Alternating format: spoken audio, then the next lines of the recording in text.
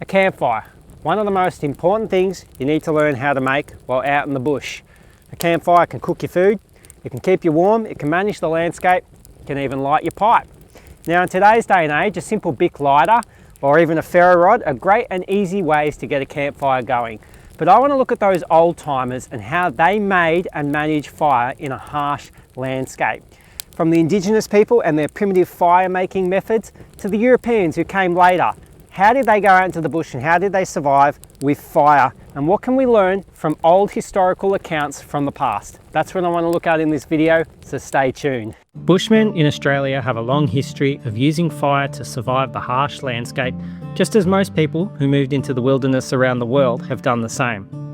It was the first indicator that man had made it to an area and had settled there. When Europeans first arrived in Australia, they were intrigued with the way the Indigenous managed fires, and we have many accounts from them. In 1770, James Cook wrote in his journal, "We saw the smoke of fire in several places, a certain sign that the country is inhabited." Indigenous folk saw fire as an integral part of life, not just for immediate survival, but longer-term planning with the seasons. Yuin traditional knowledge holder Warren Foster states that for them, fire is life. And in regards to when the old fellas decided to burn the landscape, they knew the signs the land gave us that it was the right time to burn. Later on in our history, stockmen from the high country often copied the burning of the land that they saw from Indigenous people. In Tor Holf's Cattlemen of the High Country, he states, "As Aboriginals are believed to have similarly done, mountain cattlemen frequently lit fires as they rode home from the high country in autumn in order to promote a cool burn down the spurs. The trees were not damaged, but the forest floor was cleared of dead wood and scrub and sprouted with wildflowers and fresh grass." Fire had many uses for the old fellas, and there were varied views towards it. And up to today, in rural Australia, our relationship with fire is often mixed with fear, love and respect. Okay, so first up we need to talk about the Indigenous who roamed these lands for many, many years and were very proficient at making fire and even managing fire in the landscape. They knew what materials to use and the resources around them out in the bush to be able to get a fire going. Now, Joseph Banks in 1770, while observing from the ship in Botany Bay, he had this to say. "An Aboriginal woman made a fire calmly while watching the ship." So clearly creating fire was done with ease, and it was also done by both genders. Now, before I look at how they created fire, I want to kind of have a look at what they used fire for. Now, obviously, the first one that comes to mind is cooking their food. They were a big fan of cooking their meat on open coals. You know, fish could be placed straight on open coals or wrapped up in leaves and things like that. They would also bury their foods in the hot coals, so goanna, kangaroo tail, things like that. They'd, bury it, leave it there for a certain amount of time and then bring it out and it would be nice and cooked. So obviously cooking their food, yams, bush foods, things like that, was a great way to be able to sustain themselves and to survive out in the bush. Warmth was another one though. Warmth was another one. Now, without modern blankets, you're obviously going to get very cold at night time, especially in the winter, or you think those cold desert nights. So having a little fire going next to you, next to your hut, was a great way to stay warm for the Indigenous people. And I've actually slept like this many times. It's probably one of my favourite ways to sleep out in the bush, with no sleeping gear, maybe just an animal hide to lie on, and then a little fire going next to you all night for warmth. And you'd be surprised at the little amount of fuel and wood you actually need to keep yourself warm and keep yourself going all night. And I've done this in -degree temperatures as well. So it is a great way to keep yourself warm. You don't need a lot of wood and it helps you survive through those chilly, chilly nights. Now, fire wasn't just for cooking and warmth, it was also a great way to make tools. Certain woods were going to become more malleable when warmed up over a fire and be able to bend and straighten as well, like their spears. So fires were used for tool making, as well as, placing a lot of green stuff on it and creating a lot of smoke was a good way to get rid of the bugs and the mosquitoes and the things like that. So they also used it for getting rid of the mosquitoes, for health as well. You could put certain plants on the fire, create a smoke and breathe that smoke in, and they use these for things like common colds and things like that. So yeah, fire was very useful for those reasons. And one of the biggest uses of fires was to manage the landscape, to create fertile hunting grounds as well. This was a big part of the Indigenous life and their use of fire. Ernest Giles in 1889, while travelling through the Outback, had this to say: "Burning, burning, ever burning, one would think they lived on fire." And an early report from an unknown source in Arnhem Land has this to say: "The natives set fire to the grass, the whole country, in a grand illumination." So this was obviously a common occurrence right across the country with the Indigenous to create fertile hunting grounds, to burn the landscape, to keep the shrubs down. And early reports say that our bushland was like parkland, really. So Sidney Parkinson in 1770 observed this: "The land looked like a park, trees spaced, little undergrowth." So it was amazing to see how fire was used to manage the landscape for hunting. Now, I should make a note here that fire was also deeply spiritual for the Indigenous and played a big part in ceremonies for them as well. And, you know, they would create a big fire and they would sing around the fire late into the night. Obviously, what was called corroborees, ceremonies, these played an important part in the Indigenous lifestyle, and fire was a life source for them to gather around as communities. Now, in 1837, William Buckley's life story was published, and it was about his life, many years he spent with the Indigenous people of the southwest Victorian coastline. And he talks about the first time he experienced a corroboree or a ceremony with the local tribe that had taken him in. And it was interesting to see how dreadfully frightened he was. "I was naturally anxious at this, not knowing how it would all end. At last it came on night, and the boys and girls set to work making a very large fire, probably to roast me. Who could tell? I expected to be thrown immediately into the flames." Instead, he found a great song and performance taking place for him, with the women banging on possum skin drums and the men using clapsticks as well. And this went way into the night. And then William Buckley had this to say: "This scene must have lasted at least 3 hours when, as a wind-up, they gave 3 tremendous shouts at the same time, pointing to the sky with their sticks. They each shook me heartily by the hand, again beating their breasts as a token of friendship." He reflects later to the reader that obviously in hindsight this was simply a corroboree. It was simply a ceremony taking place to celebrate the new friendship that the tribe was having with William Buckley. Quite interesting to observe. Obviously, fire played a significant part in the Indigenous life. So how did they create fire in Australia? Well, predominantly the main method they used was the hand drill. Now, I've tried the hand drill myself, and I've really struggled to use it. I've never gotten a fire going with the hand drill, which is interesting because you actually see accounts from Europeans saying the same thing, that they really struggled with the hand drill, but the Indigenous were just very proficient at it. I mean, it was ingrained in their mind how to do it. They had been doing it for how many years, and so, you know, probably from a very young age they were taught how to do it. Now, my good friend Scotty from Southern Land Bushcraft, he is able to do it, and he's got a video on his channel where he shows exactly how to create fire using the hand drill method.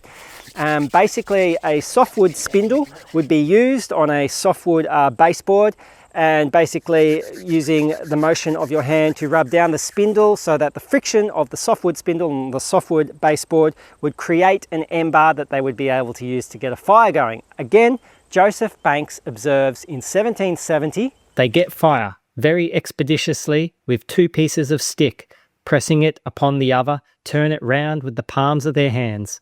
They will get fire in less than 2 minutes." Now, in regards for materials, the grass tree was often used as a spindle and a baseboard, as a great softwood for this kind of hand drill. I'm sure there are other materials that they also used. I'm not really aware of these. I'd like to research more about it, but yeah, the grass tree, which is, you know, all throughout the east coast of Australia, all the way from the south, all the way up to the north, was a common softwood. It's already there, it's already in the same kind of shape and size that you need it to be, especially the younger grass trees, and this was a fantastic way to create a hand drill setup, and you could actually carry your hand drill setup with you. They wouldn't just use it once, they would have a set that they would carry with them. Now, there are multiple ways that you can catch the ember using barks and things like that. But from my research, it seems that dried kangaroo poo was a great way to be able to catch that ember. And the dried kangaroo poo, once that gets on fire, that really smolders and burns away really good as well. So using dry kangaroo poo to catch the ember was also a very common occurrence amongst the Indigenous. Now, from my research, it does seem like there were two other main ways that the Indigenous could create fire, and it was both friction fire, but you had the saw method and you had the plough method. So the saw method basically saw a wooden knife used against again, a soft bit of softwood, and the sawing motion was used to create friction against these two pieces of wood, which would again create an ember, and then again using something like dried kangaroo poo to catch that ember. The plough method could also work well using a bit of a wood with a groove in it, and again using your hands with some softwood to just really grind in there. The friction of that is again going to cause an ember, using some kind of a dry tinder as well that could catch that ember. Think Tom Hanks in Castaway style. That's how he makes his fire in that movie, with the plough method. I've actually done this method before, and I find it a lot easier than the hand drill method. As I mentioned, all three of these methods, the hand drill, the saw drill, and the plough method, were all friction fire, and friction fire seems to be the main way that the Indigenous used to create fire. Now, in 1773, on Bruny Island in Tasmania, there was a French man named Tobias, who came across an Indigenous camp, and he found a basket with some flint in it and some bark, and he made the assumption that perhaps this was a flint kit to be able to create a spark to get a fire going, though later on it was disputed and said that perhaps these were flint for basically spearheads that they were creating. It's not really my area of expertise, so I don't want to go more into it than that, but it seems to suggest there could be some evidence that flint was also used. But for the most part, friction fire was the main method for the Indigenous. Now, a word on the bow drill. I've used the bow drill many, many times. This is my bow drill kit. It's made out of a softwood, cypress pine, which is not an Australian native. You can use black wattle as a way to make a bow drill kit. Now, in all my research I've done, it seems that the bow drill was never really used in Australia. It was not used among the Indigenous from all accounts.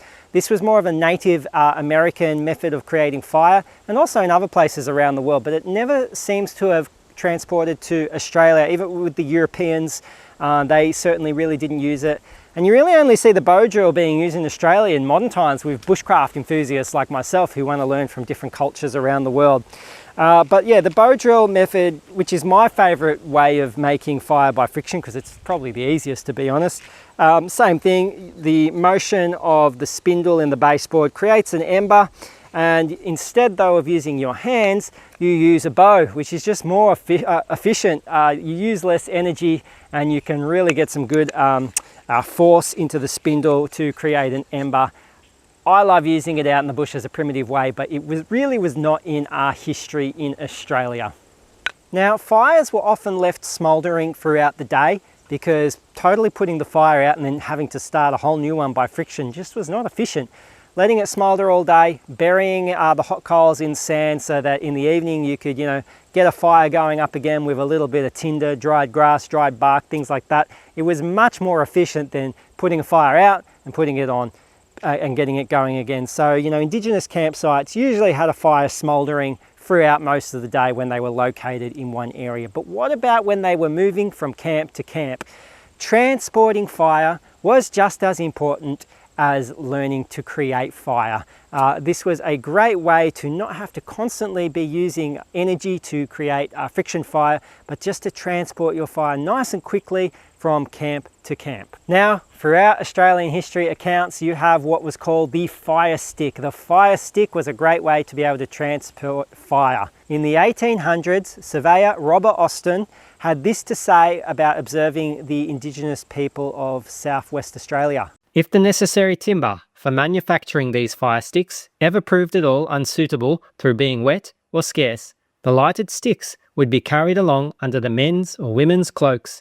A small fire was kept burning in every Aboriginal camp, and women lit fire sticks from these fires to carry when the group moved on. Now, fire sticks could be used by a range of different materials, but one of my favorite ones is the inner stem of a banksia flower. And I've actually used this method before on a survival challenge, and you know, this one stick can probably smolder for a good 3 hours. So if you need to move camp, that's, you know, a good 3 hour walk away, or you can, you know, if it's longer than that, if you've got a 6 hour walk, you could transfer the smoldering, you know, end of the banksia stem to another one and keep the smoldering stick going that way.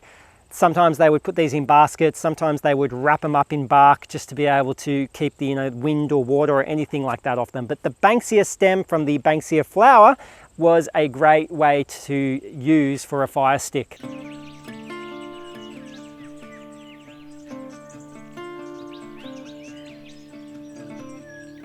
So what about the Europeans? When the Europeans first came here in the 1700s and the 1800s, they obviously needed to be able to make fires as well when they were settling into new lands and they were out in the bush or in little homesteads like this. Fire was also very important to them. Now, of course, the same reasons, cooking food, keeping warm, they still applied, but also something that they brought over with them mainly from England. So staples like billy tea and making damper obviously were very reliant on needing to get a fire going in the bush. Making tools like forging metals in the town was also very important, but out in the bush, cooking food, warmth, boiling water, keeping the dingoes away or the biting mozzies, and of course boosting the morale was all important. And in the 1800s, one method reigned supreme with the Europeans: the flint and steel. Now, in a book titled Reminiscence of a Pioneer in Australia, written by a Robert D. Barton in 1917, he states this: In the earliest days of my recollection, the only means we had of making a fire was the old flint and steel and tinderbox, and the test that I gave a new knife, when I got one, was whether it would strike fire or not. If it did not strike fire, it was no good to me. Now, I have a flint and steel kit here, which is what I often use, and this is from Survival Supplies Australia, and this is something that would have been very similar to what was used back in the 1700s and the 1800s. I love using it. Quartz was also sometimes used by the old fellas, but flint was definitely a favorite to use for getting a spark going. And you know, it really works in getting a spark going. Very, very easy. But of course, you need something for that spark to catch onto, to able to catch a light and then to eventually build your fire. Now, very, very dry tinder might take a spark, but the most efficient way was to use what we call charred material, and this would be kept in a tinder box. This is where you get a small tin with a hole in it, and you place some material in the tin. I have some simple cotton cloth here. Then you let that heat up in the fire and you have yourself some charred cloth. This easily catches a spark from the flint and steel. Now, of course, think this through. Cloth is probably something that was quite valuable back in the early days, and so you really wouldn't want to be cutting up a lot of cloth. And although, yeah, maybe in the cities and the towns where it was more common, out in the bush you don't want to be cutting up all your cotton cloth. So natural materials from the bush around you was also common. Things like the fire fungi, dried fire fungi worked really good. Even, you know, bits of bark, stringy bark, they could probably char that as well. And so these were, you know, alternative things they could use to try and save their precious cloth. Now, the idea is once a spark catches onto this material, that material starts smouldering away, you get an ember and you can blow on it now, this material, and you can grow that burnt area more and more, and the idea is to place this into a tinder bundle. Now, I've used dry grass before, and dry grass works, you know, pretty good, but one of the best ways to create a tinder bundle is what I'm going to show you next. This here, stringy bark, one of the best barks around in the Australian bush to be able to make fire from. What's great about this bark is that, well, first of all, it's very common across throughout Australia, especially the east coast of Australia, but also even when it's wet, like it rained all night last night, you can still get under there and the stuff underneath is going to be nice and dry, and you have a really good tinder bundle there that you can use to catch fire. Let's get a fire going the traditional way that Europeans did in this country, using the flint and steel method. So as you can see here, I'm making a bit of a tinder bundle, a bit of a bird's nest. And by the way, you could do this as well if you were doing it with the hand drill and you get an ember. So exact same thing, but for this, yeah, we're going to use the flint and steel. There we go. Put the charred cloth on the top end of the flint. And just like that. See that? First go. Look at that. It's already going. Put your charred cloth in your tinder bundle. Make sure there's a bit of airflow. And then they blow on it.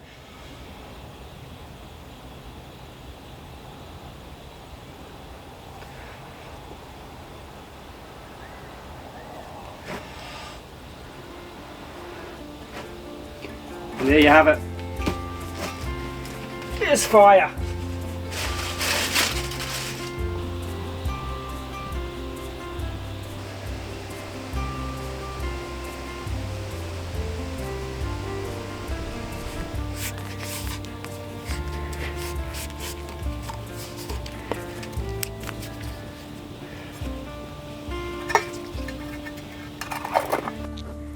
Now, while that's going, I'll just share a bit more information about how Europeans got fire started. Now, I do hear that if fire was really hard to get going because everything was very damp and wet, a little bit of gunpowder and a spark on that was often something I've heard that the Europeans would do as well, especially in those damp, wet conditions. Now, of course, the final main way that European Bushmen used to create fire was matches. And of course, originally they had the wax matches, but that did come a little bit later. Now, it was around the 1850s in the gold rush era when matches started being brought into the country, imported from overseas with that rush of immigration during the gold rush era. But it wasn't until 1909 that domestic production started in Australia with Bryant and May, opening up a factory in Melbourne. And then later, the same factory in 1947 moved to creating the classic redhead matches that we know today. Now, matches back in the day, they were not always reliable, and when they got wet, they were especially hard to use. So, you know, they were still a little bit hard to work out. Now, in his publication, Reminiscence of an Australian Pioneer by Robert D. Barton, I do believe in 1917, he states this. After this, there came a wooden sulphur match that burnt blue until it nearly choked you with smoke before you got a blaze. And then, of course, came the wax matches. And on the reliability of getting a fire started with these matches, he writes this. Now, none of these matches would strike singly. They would put off a puff of smoke and go out. And the only chance of getting a light was by striking about a dozen at a time, when you might get enough latent fire out of them to make a blaze. Now, we can see that matches were even used as early as the Burke and Wills expedition in 1860, where survivor John King actually states this about trading with the Indigenous. They gave us nets and slings in exchange for a few matches. Now, I've got to say, I do love using matches out in the bush. It's a great way to get a fire going. And it's also very easy to get the old pipe lit as well. But sometimes when I do want to do that real authentic style camping, you know, early 1800s, I light my pipe the old fashioned way, which is just a bit of a stick straight in the fire, light the pipe. I've done it plenty of times that way as well. You know, we really have it good in this modern day and age where we have lighters and matches and we can just use those things to get a fire going. But you know, it's good to have alternatives in case it's wet or you lose those things or they get wet. You know, even having a ferro rod, which is again much later 1900s style bushcraft method that people use. I've used the ferro rod quite a bit as well. Not really traditionally in Australian history, but learning how to make fire with a ferro rod is great. If you can do it by flint and steel, and even better, friction fire, I mean, you're set. It's a great set of skills to have and knowledge to have, especially if you spend a lot of time out in the bush. You know, you're not going to get caught without being able to get a fire going. And it teaches you patience. It teaches you how to slow down. It teaches you to appreciate what the old timers went through and how they just really had to take their time and be organised to get a fire going, you know. It teaches you about our natural environment and the resources around us. What's a good hardwood? What's a good softwood? And what kind of plants and trees can we use for tinder or for, you know, getting a fire going with a bow drill method. So I really think learning to make fire, smoke's not as good, but I tell you what, the smoke does help with the mosquitoes as well at night time. But yeah, learning how to make a fire with these traditional methods, I think is a great way to just, learn more about the old timers. I think that charred material might be done, so I'm going to get it out now.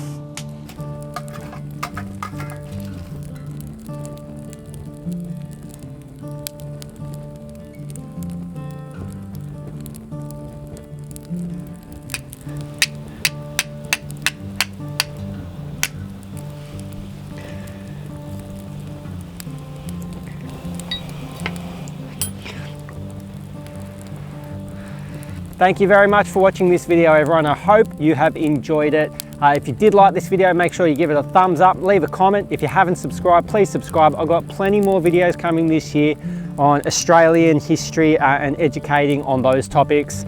Thanks for watching. Have a good one.